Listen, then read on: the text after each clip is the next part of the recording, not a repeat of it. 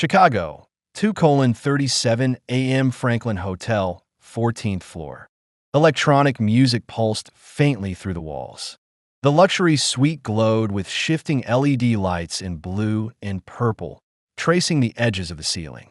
On the floor, liquor bottles rolled under the bed, ash scattered across the rug, and the thick scent of perfume and narcotics mixed into something murky, heady, dangerous. On the bed, Lanesha Moore leaned back against the headboard, long legs crossed, wrapped in a sheer black lace bodysuit. Her hair was twisted into thick braids, eyes half closed, lips dry after hours of drug use. One hand held a half-smoked blunt. The other played with a small green bottle on the pillow, fentanyl. Cut strong. Two white men lay sprawled on the floor, naked and drenched in sweat. One was convulsing uncontrollably, skin pale, eyes rolled back. The other wasn't moving. Lanesha stared at the scene in silence. She wasn't new to this game. She knew exactly how rich white men found their thrill, through a black body and a hit that burned clean through the bloodstream. She once said, "White boys only really get high when a black whore rides their chest and sprinkles powder in their nose." But tonight, death came faster than expected. When the cops stormed in, Lanesha was still sitting upright, expression blank, still holding the little plastic bottle. One EMT crouched to check for a pulse. The first man was gone. The second wouldn't live to see the sunrise. Security footage showed everything. Lanesha entered the room with the two men at 10:04 p.m. At 3:12 a.m. The front desk called the police after hearing a scream. At trial, the prosecutor didn't hold back. She didn't force them to use it, but she brought what killed them. She didn't kill them with a gun. She killed them with powder. 3 months later, the sentence was handed down. 18 years at Oak Ridge State Correctional Facility. Manslaughter via distribution of a lethal substance. Lanesha left the courthouse in an orange jumpsuit, long hair loose, head held high, no tears. When reporters asked if she had anything to say, she just smiled. "They pay me to take them higher. I just took them all the way." That was the last night she was a free woman, and the first night the darkness called her name. 3 days after the incident at the Franklin Hotel, Lanesha Moore's face was on every front page. Photos of her in handcuffs, stepping out of the courthouse in an orange jumpsuit with her hair falling over her shoulders, were splashed beneath headlines like "Black Escort and a Deadly Party on the 14th Floor." 2 men dead after pleasure drugs, and the woman who brought them. She didn't force them. She just led them to their death. On national television, people debated, should she be charged as a killer? Or was she just a pawn in a darker game of sex, money, and high-grade chemicals? On paper, her name was Lanesha Moore, 26, born in Englewood, one of the poorest neighborhoods in Chicago. Her father was an addict. Her mother died of an infected needle when Lanesha was 8. She dropped out of school at 14 after a fight that left her needing 7 stitches. She never returned to the classroom, only to the streets, where hunger for money, drugs, and flesh welcomed her like an old friend. But in police files, she had another name, Elda Moore, Eyes of Fire, a nickname whispered among certain officers, for a woman who could move drugs through shadows and leave no trail behind. No one could ever pin a trafficking charge on her, but everyone knew. Whenever she showed up, waves of Molly, coke, and fentanyl would follow within hours. At her preliminary hearing, there wasn't much debate. Her fingerprints were on the fentanyl bag. The video was clear. The medical report confirmed. The dose was 4 times the lethal limit. Both men died from acute respiratory arrest, classic signs of an overdose. Her defense attorney made one simple argument. She didn't kill them. She just lived the life this world pushed her into. But in this world, skin color doesn't get to make mistakes. And forgiveness, if it exists, is rarely offered to someone like Lanesha Moore. Sentenced to 18 years, she was transferred to Oak Ridge State Correctional Facility, Illinois. The prison transport left at 4:50 a.m., carrying her away from the federal courthouse in silence. A female officer glanced at her in the rearview mirror and muttered, 18 years? If you make it out of Oak Ridge, girl, you're something else. Lanesha said nothing. She leaned her head against the window, watching the streetlights blur past like fading memories. From this day forward, her name wasn't Lanesha anymore. It was inmate hashtag 49766B, black skin in a world washed white, cold, and merciless. Oak Ridge wasn't like the prisons they showed on TV or in Hollywood movies. There were no wild screams echoing through the halls, no brutal fights breaking out in the mess hall. Everything was quiet, unnaturally quiet, not the kind born of peace, but of fear that had been trained into silence. Lanesha was placed in Unit G, the female isolation wing for inmates considered influential. From her very first day, she noticed the guards didn't just watch her with suspicion. They watched her like she was something they didn't understand but were told to fear. In prison, names don't matter. Reputation does. And Lanesha brought a reputation big enough to command fear, but just enough vulnerability to invite challengers. On the third day, a thin, hollow-eyed inmate named Brandy sat across from her in the cafeteria. Her skin was patchy from past overdoses, but what was more chilling was the way she spoke, like she already knew what Lanesha would need. "Heard you used to handle the heavy stuff," Brandy said, lifting her tray. "We've got some real sick junkies in here." And without candy, they start biting their own tongues. Lanesha said nothing. She didn't nod, didn't refuse. Brandy left a folded piece of paper on the table as she walked away. Inside, a list of names, bed numbers, and marks, plus beside 3 of them. High risk, easy to control. That night, Lanesha sat on her cot, reading the list again. She wasn't afraid. She just felt like she had returned to where she belonged. Out there, they called her a manslaughter convict. In here, they were waiting to see if she had what it took to become the first underground supplier in Unit G's history. So she began. From whispered exchanges in communal bathrooms to glances traded in passing. The first pills were hidden inside tea bags, slipping past inspections with a well-timed handshake. Brandy handled the deliveries. Lanesha pulled the strings. She didn't need to threaten anyone. All she had to do was control what everyone in that place craved most. An escape. A brief high. A moment where prison walls didn't exist.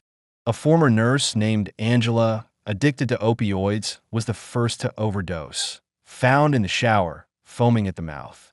4 days later, another inmate dropped. Official cause: heart failure. Prison officials called it complications from poor health. Lanesha called it a market test. Drugs inside prison aren't like drugs on the outside. Out there, they come through hands, through money, through trust. In here, they come through a glance, a whisper, and sometimes a body. Lanesha understood that better than anyone. She didn't need to smuggle product in. She just needed to make sure someone else opened the doors for it. Ever since Angela died in the shower, Lanesha's name had spread through Oak Ridge like a myth. No one dared speak it aloud, but every long-term junkie in the women's wing knew. If you wanted to float, to fly, to disappear, there was only one name to look for. And just like in the outside world, when addiction sinks its teeth deep enough, morality becomes a luxury. Brandy became her right hand.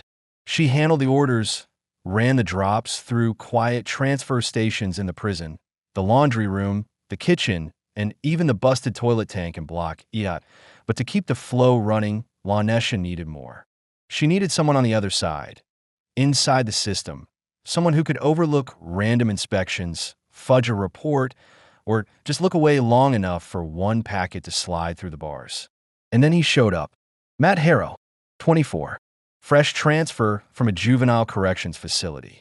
Gray eyes, high cheekbones, wiry build, and just awkward enough around female inmates to make him perfect prey. The first time she saw him, she said only one thing. "New guy?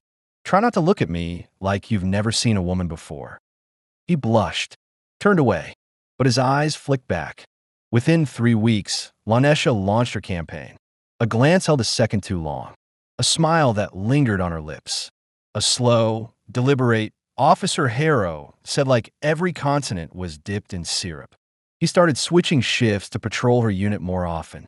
One day, she accidentally dropped her towel while changing. He turned away quickly, but she noticed his eyes didn't tremble. They burned. Brandy said, "He's green, but he ain't dumb. If you play it soft, he'll nibble. If you play it hard, he'll never leave." Lanesha didn't rush. Every night, she scribbled notes about Matt, like a hunter studying prey. His habits, his shift times, who he trusted, and most importantly, what he wanted but couldn't ask for. The chance came on a rainy afternoon. Matt passed her cell. Lanesha sat with an open copy of Lolita, but she wasn't reading. When he stopped to close a leaking window, she looked up and said, "What if I told you I have something that'll make you forget everything bad out there? Would you try it?" Matt looked at her. For the first time, he didn't look away. Matt Harrow wasn't naive. He'd heard the stories, guards seduced by whispers, tied down by silk skirts and pillow talk. But standing in front of Lanesha, every rule in his head started to melt. She didn't need to touch him. Just a look. The way she said Matt, slowly, dragging the last syllable like honey over steel. The way she called him toy cop with a smirk. The way she leaned against the bars, her skin and scent blending into the signature smell of prison, cold metal, old sweat, and mildew, creating a drug all its own. By the fourth weekend, Matt gave in. Lanesha called him during a routine cell check. She whispered, soft, just enough for one man to hear. "Last night, I dreamed of you. I was lying on this bench. No cuffs. And you? You weren't wearing your uniform." Matt looked at her and said nothing. But this time, his eyes weren't those of a correctional officer. They were the eyes of a man about to cross a line, and knowing it. That night, he came back. Final shift. Unit G was dead silent, like something had drained all the blood from the walls. He opened her door, just enough to step in. No one knew. No one saw. Lanesha didn't speak. She simply approached, took his hand, and placed it on her stomach. He trembled. Then he kissed her. From that moment on, he no longer belonged to the law. The next morning, the first package slipped through inspection. A small plastic bag hidden inside a mint tin. Matt placed it on Brandy's food tray like a favor. For days later, the second bag moved easier. Then a third. A fourth. Lanesha's network bloomed like a tumor, looking for new veins in the system. She wasn't just pushing drugs. She was pushing power, control, and dependence in every capsule and powder-filled baggie. Brandy was promoted to distribution chief. Another inmate, Yolanda, became the accountant, collecting payments and keeping ledgers.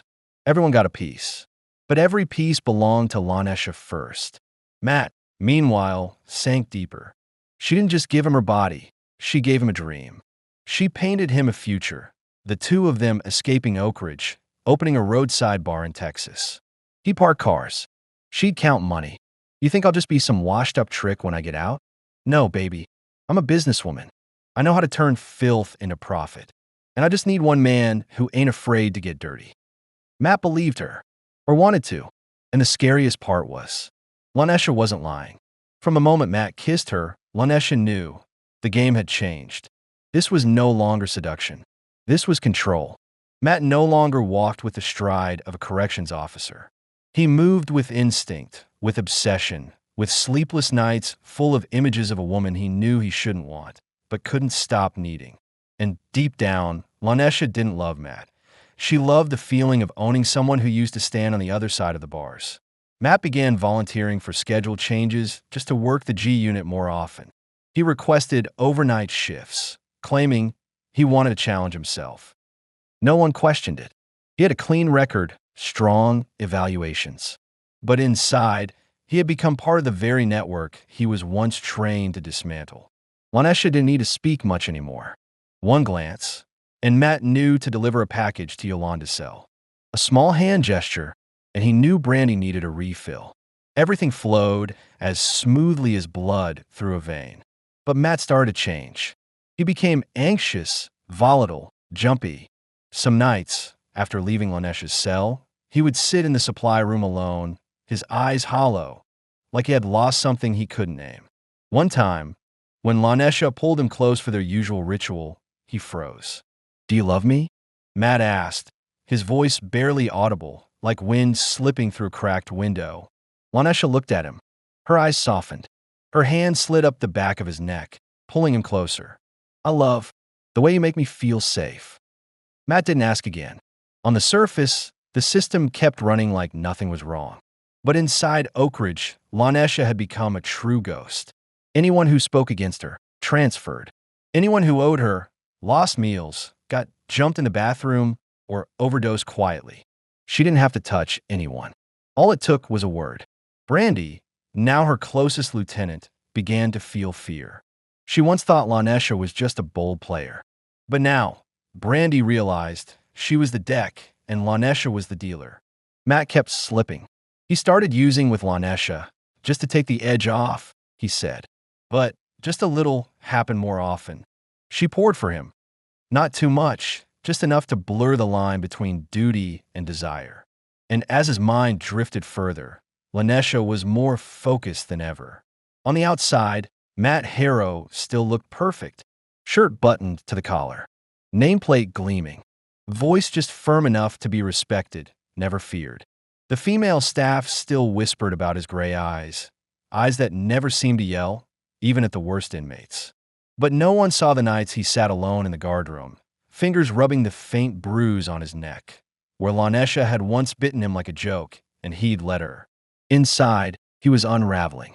Every shift blurred the line between duty and obsession.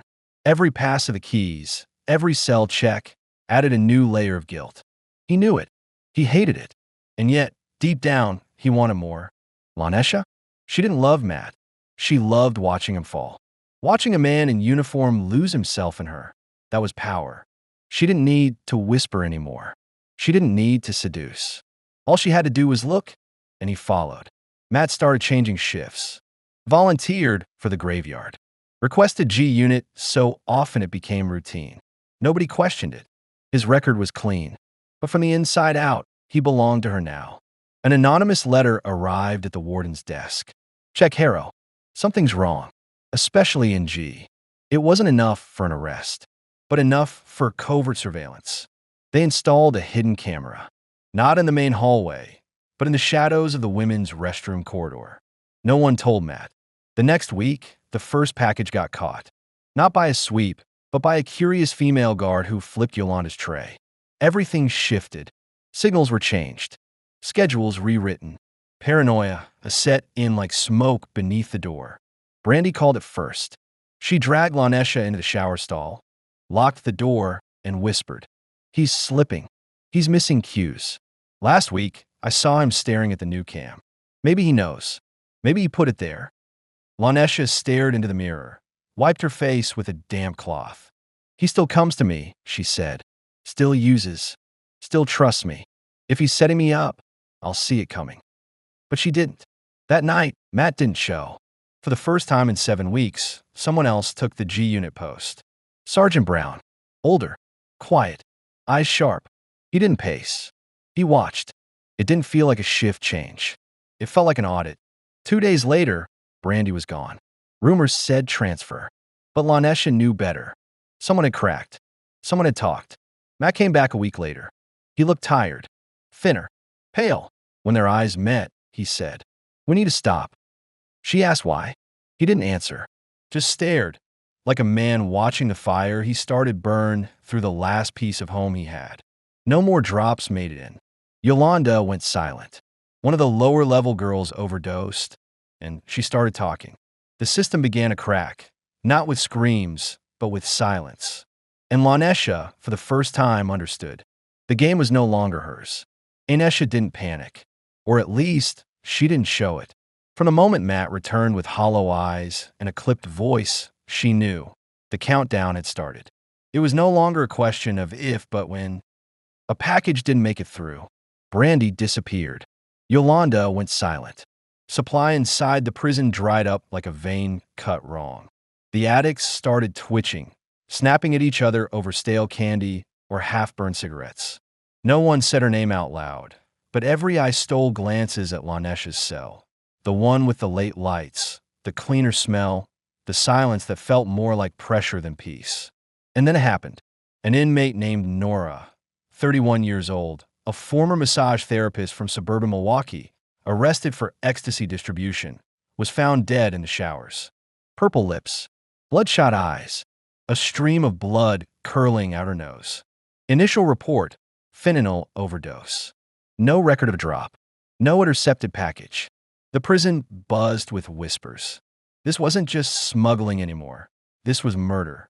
Matt was called into the warden's office. A closed-door meeting lasted over 2 hours. No one knew what was said.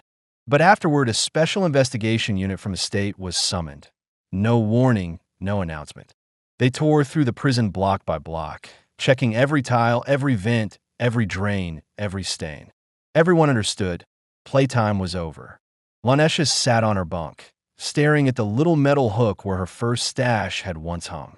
Empty, quiet, and for the first time in months, she felt like an actual inmate.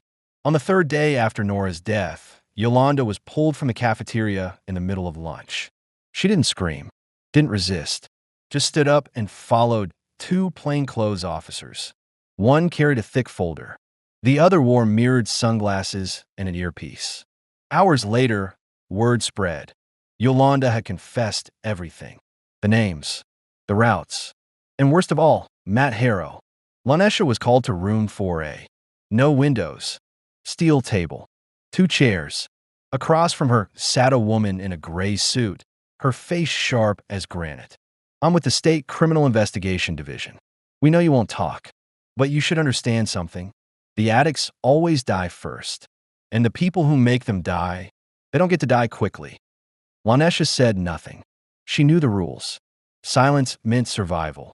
But for the first time, she wasn't sure she could hold the line. Matt never returned to G Unit.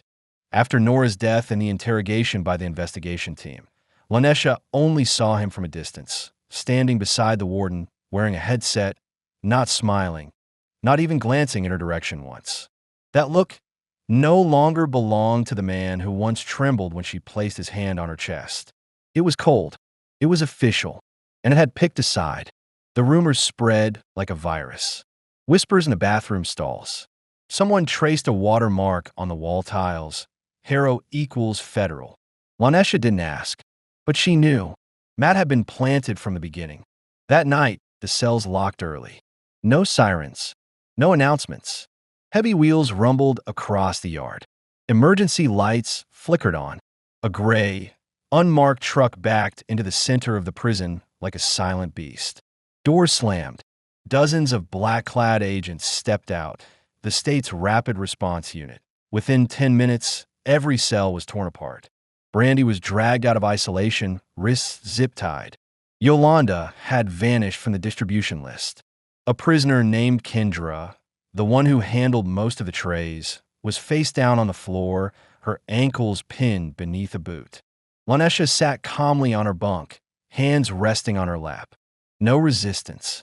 No words.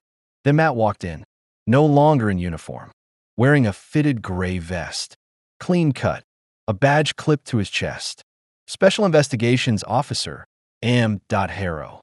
He didn't say, "I'm sorry." Didn't say it's time. He just stood there, looked at her, and nodded. Behind him were 2 female officers, cuffs in hand. They stepped forward and opened the cell door.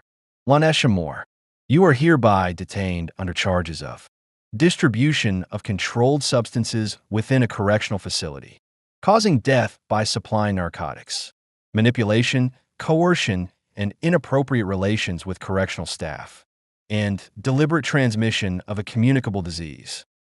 Lanesha said nothing. She only smiled.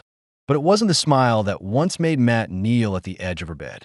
It was the smile of someone who had always known it would end like this, and chose to walk into it anyway. On her way out, she turned her head and looked at Matt one last time. So you were one of them all along. You should have killed me that first night, Matt, that I might have died, but you wouldn't have caught what I gave you.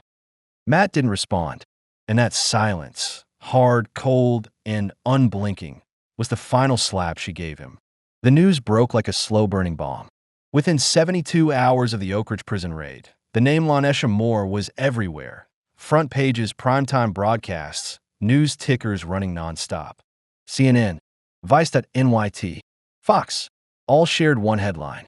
Black sex worker, HIV-positive death row inmate, ran drug empire from inside state correctional system.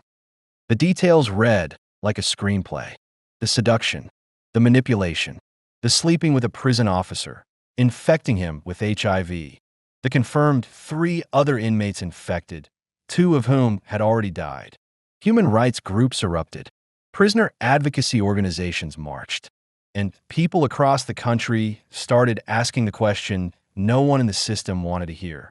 How does an unarmed, unconnected black woman run an entire prison from the inside? The state attorney general's office called a press conference. The spokesperson trembled slightly as she read the summary. This is not just a case of narcotics smuggling. This is a systemic failure, a breach of moral code from within the very gut of our correctional framework. She used the word correctional 4 times in under a minute. What no one dared say out loud was this: Lanesha wasn't an exception. She was a product. Matt Harrow was immediately suspended. The Washington Post ran a photo of him slumped on the curb, face in his hands, a silent patrol car in the background. Caption: Undercover officer slept with suspect he was assigned to monitor. Some called him a victim. Others called him a fool in uniform. But the one who knew the truth best was Matt himself. He wasn't tricked. He chose. In federal court, Lanesha entered in a charcoal gray jumpsuit. No makeup. Hair tied back. Eyes down. Reporters jostled for photos. Some shouted, "Do you feel remorse?" She didn't answer. Across from her sat the families of 3 inmates who died. They didn't cry. They didn't shout. They just looked at her like they were asking the same silent question. Why us? The prosecutor listed more than 15 charges, including distribution of controlled substances, coercion of state employees, manslaughter by drug overdose, intentional transmission of a communicable disease, breach of maximum security facility protocol. It took the jury less than 3 hours to return a verdict: death. But just a week later, results from a medical screening came back. Lanesha had entered final stage AIDS, and under Illinois law, death sentences are not enforced on terminally ill inmates. The ruling was overturned. Death sentence commuted to life without parole. She didn't protest. She didn't appeal. She didn't beg to live. She just looked quietly at the television screen where Matt's face now appeared. A man once sworn to uphold the law, now sitting alone, separated from her by one wall, one steel bunk, and one needle mark on his left arm. Lanesha was no longer in Unit G after the trial. She was transferred to the Chronic Illness Isolation Wing, a hallway painted bone white, fluorescent lights that flickered like dying stars, and the stench of disinfectant thick enough to choke. The cell door had double glass panels, no bars. She was allowed 30 minutes of outdoor time a day, no contact with anyone without a mask, gloves, and a signed waiver. She smirked at the notice taped to her door. Do not touch. HIV positive. High risk. They didn't need walls to contain her. 3 letters were enough. HIV. Outside, the case refused to die down. Public opinion split like a scalpel carving through the system's guts. Half called her a walking disease. The other half called her a discarded product of a sick society. Talk shows exploded. Doctors spoke out. Columnists went viral. Some even suggested testing Lanesha independently, accusing her of intentionally contracting HIV to escape the death penalty. The state launched a special hearing on medical security in prisons. Cameras rolled as experts laid out vials, blood charts, infection maps, but no one dared say her name. They only called her by her file number. Hashtag 49766. Beat up Matt was hospitalized 2 weeks after his suspension. Diagnosis: positive. First symptoms appeared quickly. He vanished from the media, the city, even from his own name. An anonymous blog, written by someone close to him, posted a single line. Some people got bitten, but my brother drank her in, with his eyes, his heart, and his freedom. Inside prison, Lanesha lived on. Yolanda died 4 months later from lung collapse. Brandy was said to be in treatment at another facility, though no one had seen her again. 3 guards who had once been friendly with Lanesha, per internal records, were now subject to regular testing. One administrator whispered to a reporter, "I'm not afraid she'll stab me. I'm afraid she'll touch my wrist." That's all it takes. A month later, an anonymous petition was submitted to the state government. There must be permanent isolation for inmates carrying deadly viruses, even if they're too weak to kill. It reached 16,000 signatures in 3 days. But over 5,000 people pushed back. A sociologist responded live on television. If she's a patient, we failed her. If she's a monster, we created her cut by cut, wound by wound. And Lanesha? She didn't argue, didn't speak, didn't write letters, didn't accept visits. But every night, she kept the light on a little longer than allowed. Sat alone, wrote in the same ragged notebook the guard had long stopped trying to confiscate. On almost every page, one sentence repeated, "I'm not infected. I'm cursed." The death sentence was handed down on a Monday morning. It was drizzling outside. The prison warden wore an old suit. His voice, though steady, carried no weight. The words sounded like a recording replayed from a century ago. The state court hereby sentences inmate #49766B, Lanesha Moore, to death by lethal injection. No family attended the hearing. No one objected. No one cried. Lanesha sat upright, hands on her lap, as if she were hearing a public announcement, not her own execution. 4 days later, the prison doctor submitted a special report. Her immune system had collapsed. The HIV virus had reached its final stage. Her CD4 count had dropped below the threshold required for lethal injection. If carried out, the execution could lead to violent seizures, organ failure, an ending too cruel to be considered humane. The court was forced to reconsider. Less than a week later, a new notice arrived in cell 17C. Death sentence vacated, converted to life imprisonment without parole. Lanesha didn't react. She didn't ask why. She didn't thank anyone. She just pulled the blanket over her, turned to the wall, and whispered to herself, "Told y'all, I ain't dying for you. I'm gonna live. And you, all of you, are the ones who'll suffer." Outside, the media exploded. Fox News called it an unfair concession to a walking biohazard. The New York Times posed the question, can the justice system truly execute symbolic justice when it's powerless to end the survival of the symbol itself?